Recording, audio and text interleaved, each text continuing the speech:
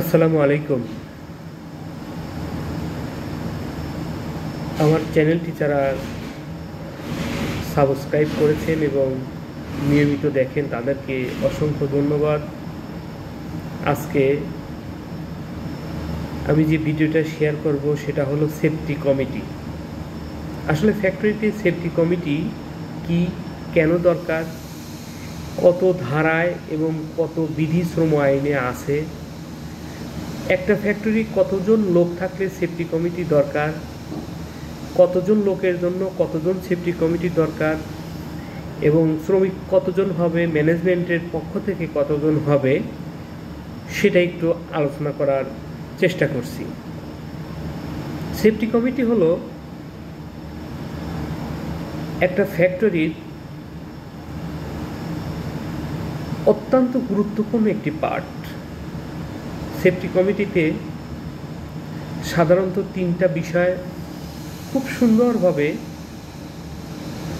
দেখা হয়। সেটা হলো ইন্টারনাল সেফটি কমিটিতে বিল্ডিংয়ে কোনো ধরনের সমস্যা হলো কি না, ইলেকট্রিক্যাল সেফটি কোনো ধরনের সমস্যা আছে কি না, এবং ফায়ার সেফটি কোনো ধরনের সমস্যা আছে কি না, এই তিনটা বিষয় তুলে ধরাকে এই তিনটা বিষয় এই সেফটি কমিটির মাধ্যমে তুলে ধরা হয় এবং সেটা সমস্যার সমাধান করা হয়।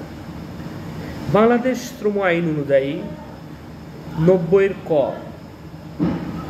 এবং 81 এবং 82 বাংলাদেশ শ্রম বিধিমালায় এই সেফটি কমিটির কথা বলা হয়েছে।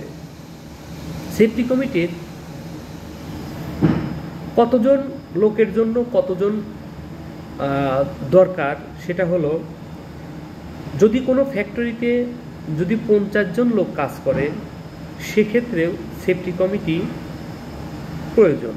তবে 500 জনের কম যদি হয় সেক্ষেত্রে সেফটি কমিটির সদস্য সংখ্যা হবে 6 জন, অর্থাৎ মালিক পক্ষ 3 জন, ওয়ার্কার প্রতিনিধি 3 জন, এ হলো 6 জন।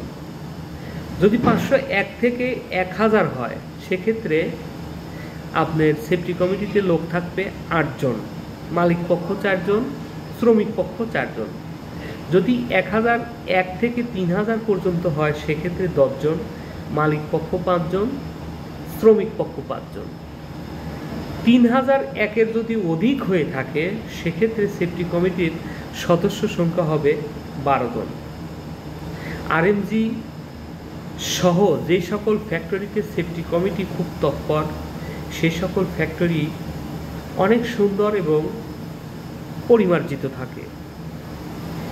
এটা আপনাদের সাথে শেয়ার করার উদ্দেশ্য হলো যে সেফটি কমিটি শুধু নামে চললেই হবে না, সেফটি কমিটির যে দায়িত্ব ভূমিকা আছে এগুলো যথাসময়ে পালন করা। কোনো ওয়ার্কার যদি দেখে যে একটা ইলেকট্রিক্যাল ওয়্যারিং খুলে আছে বা ঝুলে আছে, আপনাকে সেফটি কমিটির সদস্য আপনাকে বলার সঙ্গে সঙ্গে এটা তাৎক্ষণিক ব্যবস্থা নেওয়া। যদি আপনি এই ব্যবস্থাটা নিতে পারেন তাহলে আপনি একটি সেফটি কমিটির খুব ভালো একজন সদস্য। আশা করি আমার এই কথাগুলো আপনারা বুঝতে পেরেছেন। একটা আরএমজি সেক্টরে সেফটি কমিটির ভূমিকা কতটুকু জরুরি বা কতটুকু গুরুত্ব এই ভিডিওর মাধ্যমে অবশ্যই আপনারা জানতে পেরেছেন।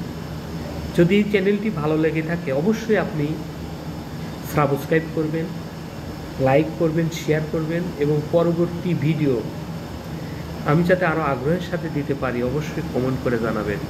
সকলকে অসংখ্য ধন্যবাদ। আল্লাহ হাফেজ।